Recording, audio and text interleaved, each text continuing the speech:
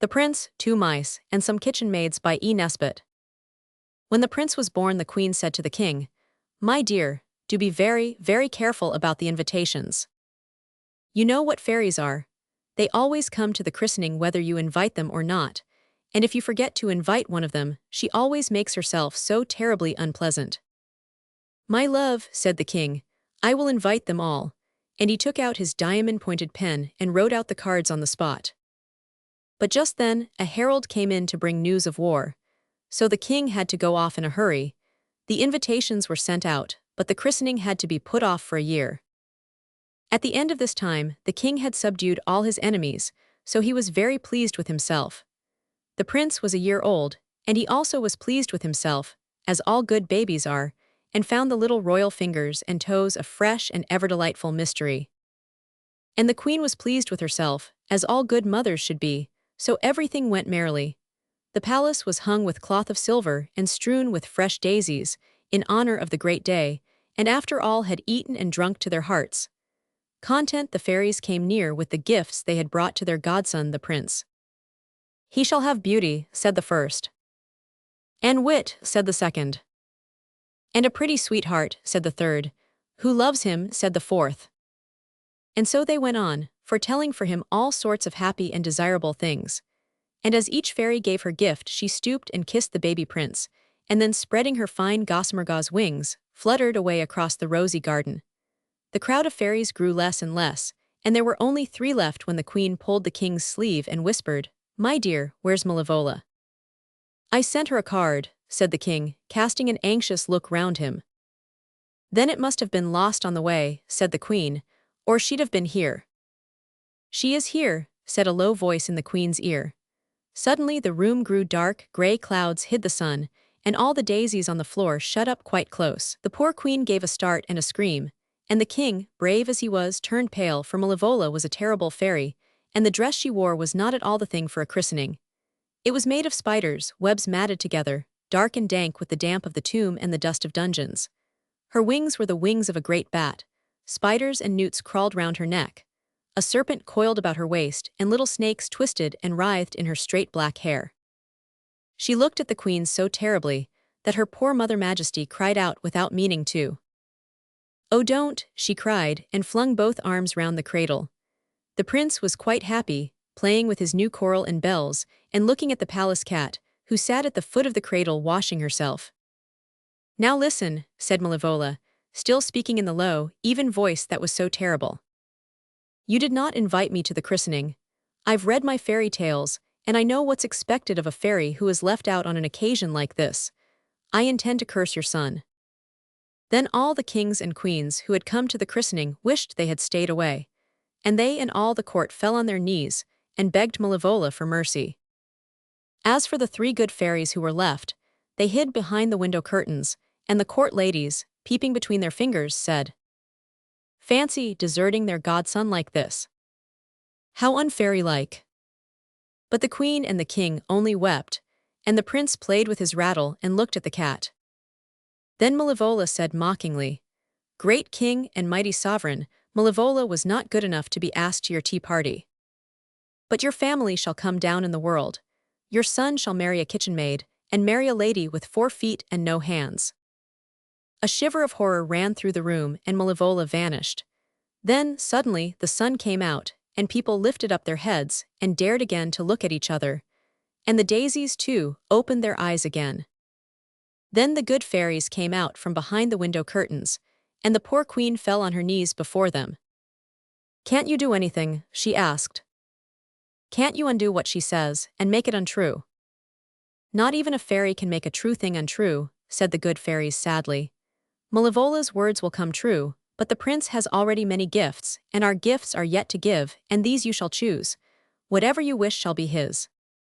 Then the king, recovering a little from the terror into which the fairy Malevola had thrown him, and remembering how well he and his royal line had always borne them in battle, said at once, "Let the boy be brave." "He is brave," said one of the good fairies. "He fears nothing." And at this, the prince ceased to feel any fear of the palace cat. He put out his hand and pulled her tail so merrily that Pussy turned and clawed the little arm till the blood ran. "Oh dear," cried his mother, "he is fearless, as you say. I wish you were afraid of cats, poor darling." "He is," said the second fairy. "You have your wish."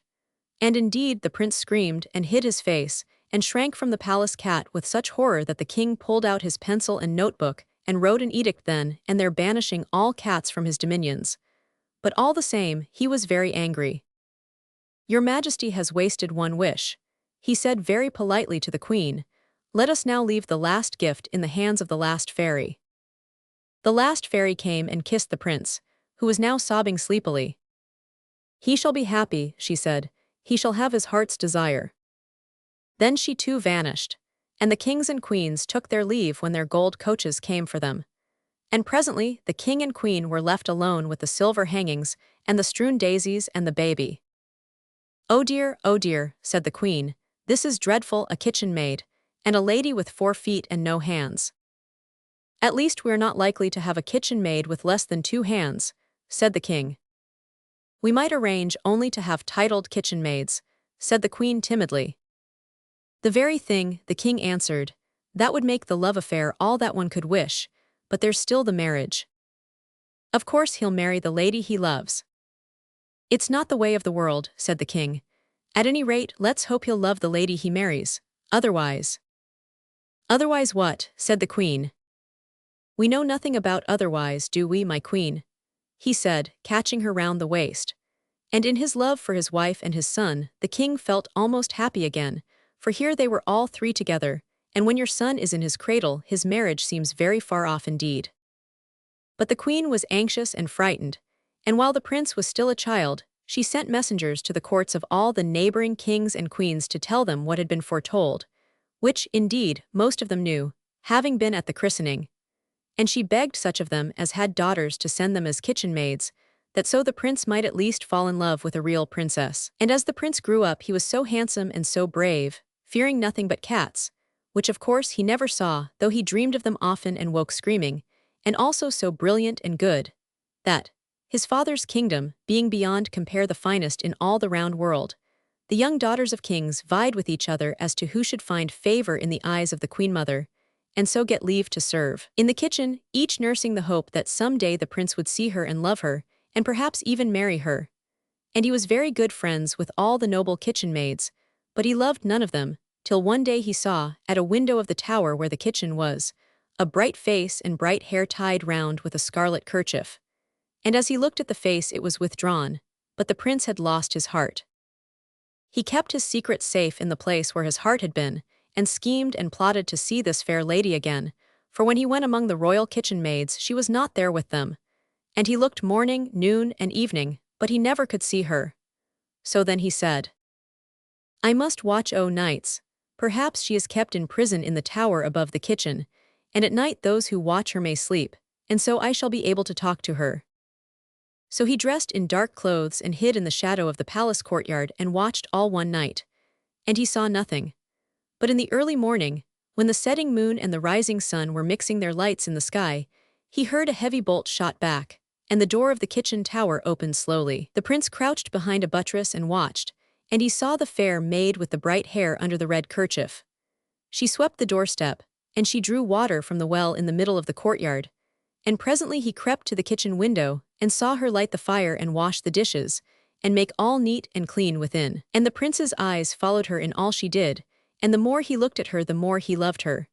And at last he heard sounds as of folk stirring above, so he crept away, keeping close to the wall, and so back to his own rooms. And this he did again on the next morning, and on the next. And on the 3rd morning, as he stood looking through the window at the girl with the bright hair and the bright kerchief, the gold chain he wore clinked against the stone of the windowsill.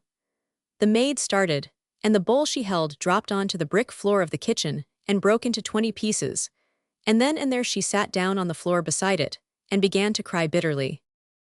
The prince ran in, and knelt beside her. "Don't cry, dear," he said, "I'll get you another bowl." "It isn't that," she sobbed, "but now they'll send me away." "Who will?" "The noble kitchen maids.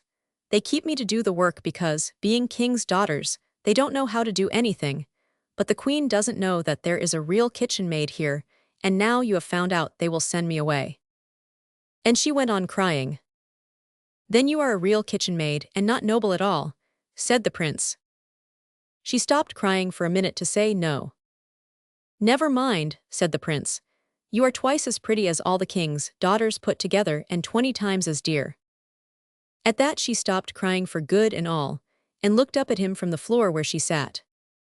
"Yes you are," he said, "and I love you with all my heart." And with that he caught her in his arms and kissed her, and the real kitchen maid laid her face against his, and her heart beat wildly, for she knew what the prince did not, and what, indeed, all the folk knew except the prince, that this had been foretold at his christening. But she knew also that though he loved her, he was not to marry her, since it was his dreadful destiny to marry someone with 4 feet and no hands.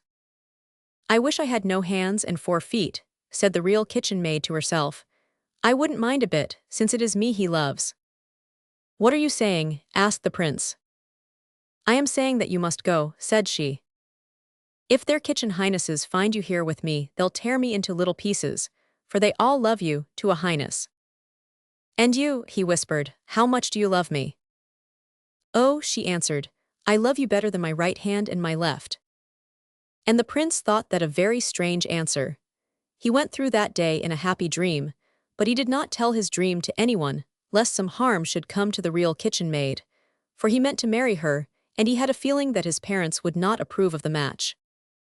Now that night, when the whole palace was asleep, the real kitchen maid got up and crept out past the sleepy sentinel, and went home to her father the farmer, and got one of his great white cart horses, and rode away through the woods to the cavern, where the great white rat sits sleeplessly guarding the magic cat's eye.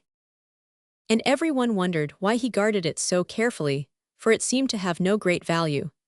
But the great white rat watched it constantly, without ever closing one of those round, bright rat eyes of his, and when folks sought to lay hands on it he said, "Be careful, it has the power to change you into a mouse." On which folk dropped it hastily and went their ways, leaving him still on guard.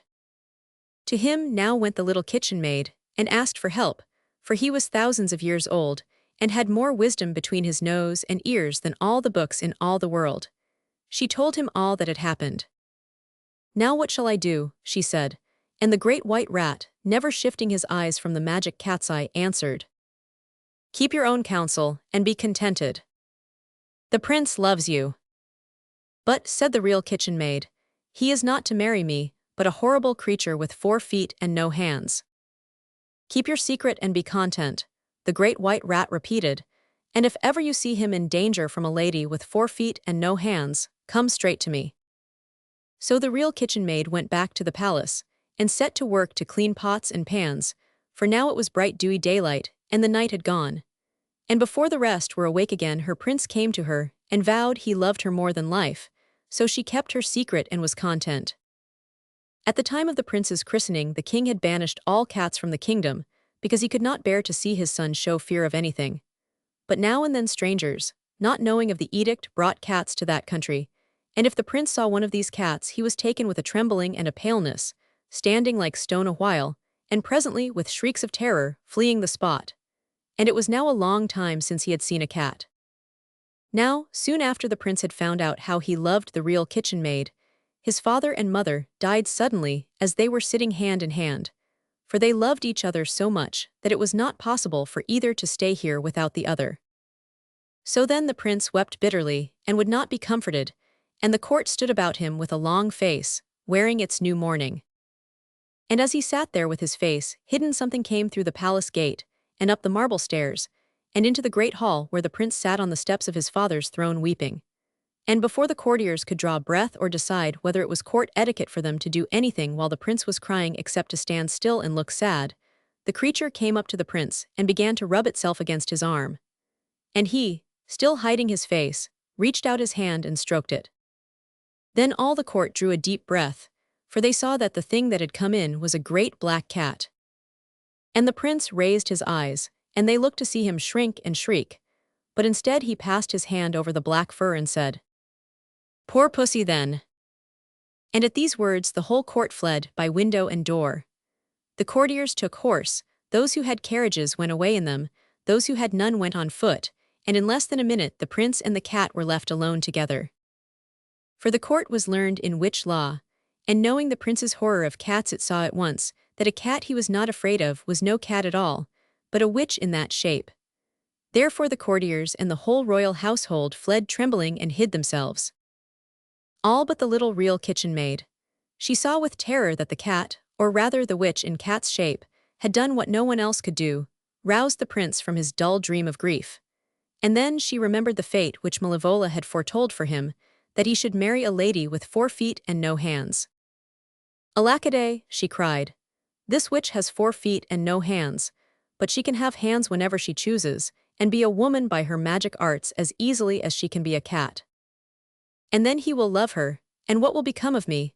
Or, worse, she may marry him only to torment him. She may shut him up in some enchanted dungeon far from the light of day. Such things have happened before now."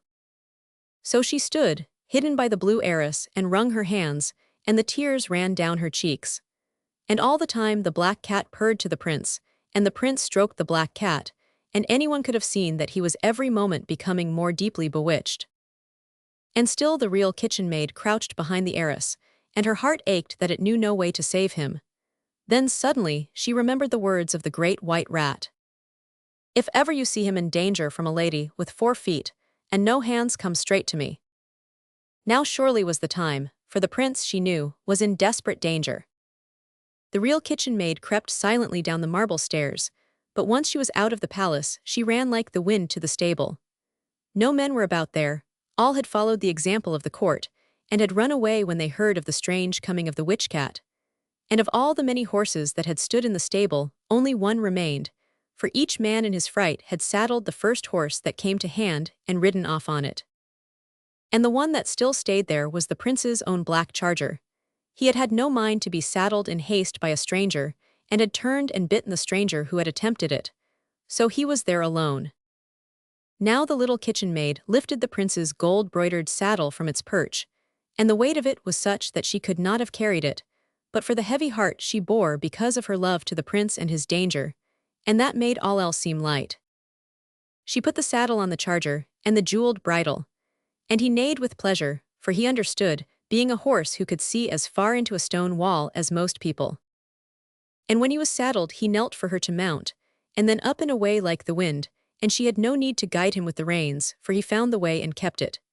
He galloped steadily on, and the sun went down and the night grew dark, and he went on, and on, and on without stumble or pause, till at moonrise he halted before the house of the great white rat. Then, as the real kitchen maid sprang down, the great white rat came out from his house and spoke. "You've come for it, then."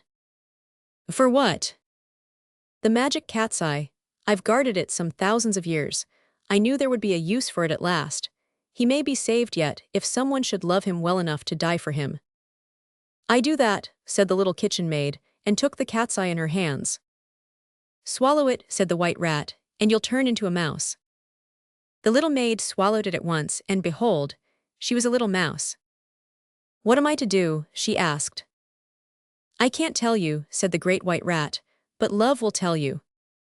So the little kitchen maid, in the form of the mouse, ran up one of the horse's legs, and held tight onto the saddle with all her little claws. And as the great horse galloped back towards the palace in the moonlight, she thought and thought, and at last she said to herself, "The witch is in cat's shape, and she must have cat nature, so she will run after a mouse. She will run after me, and if I can lead her to a running stream she will leap across it, and then she will have to take her own shape again. That must be what the great white rat meant me to do. And if the cat catches me, well, at least if I can't save my prince I can die for him." And the thought warmed her heart, as the great horse thundered on through the dawn light.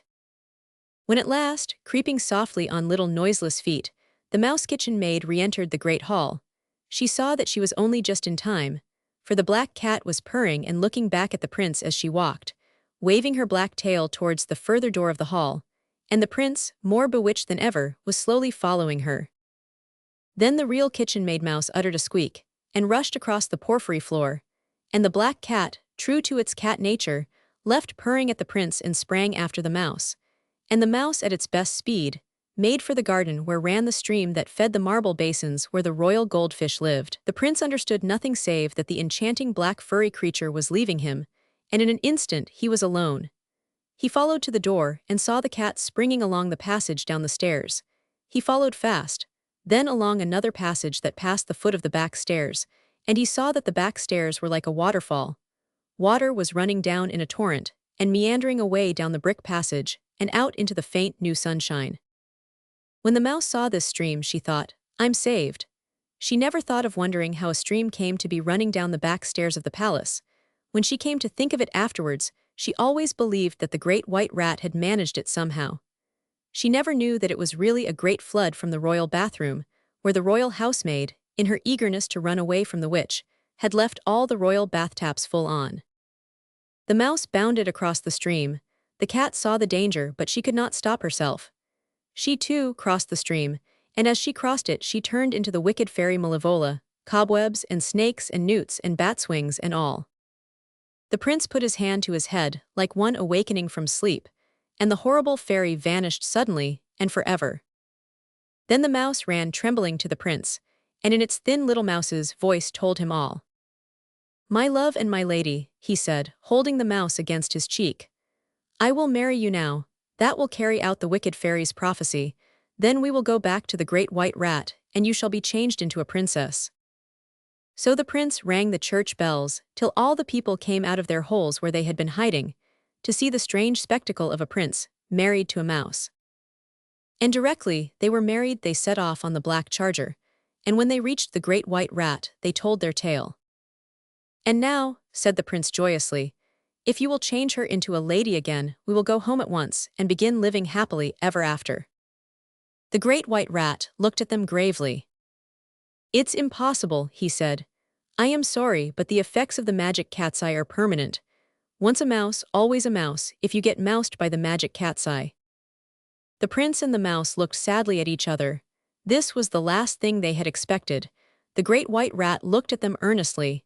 Then he said, "If it would be of any use to you, I've got another magic cat's eye."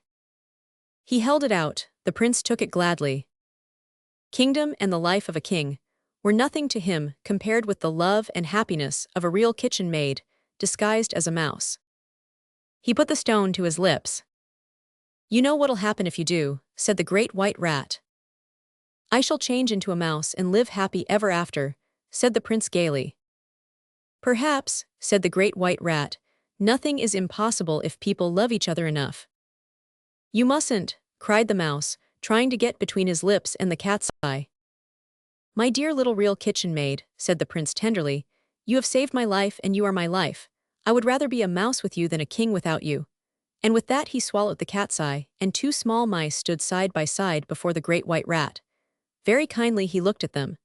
Then he pulled a hair from his left whisker and laid it across their little brown backs. And on the instant there stood up a prince and a princess, and at their feet lay the little empty mouse skins. "It's lucky for you," said the great white rat, "that you chose to swallow the cat's eye, because people who have been moused by that means can never be unmoused except in pairs. Nothing is impossible if people only love each other enough." So the prince and his bride returned to the palace and lived happy ever after. They were as happy as if they had been mice, which, in a country where there are no cats, is saying a good deal. Of course the prince is still afraid of cats, but the curious thing is that now his wife is afraid of them too. Perhaps she learnt that lesson when she was a mouse for his sake. He, when he was a mouse for hers, learned this lesson, which is also the moral of this story. Nothing is impossible if people only love each other enough.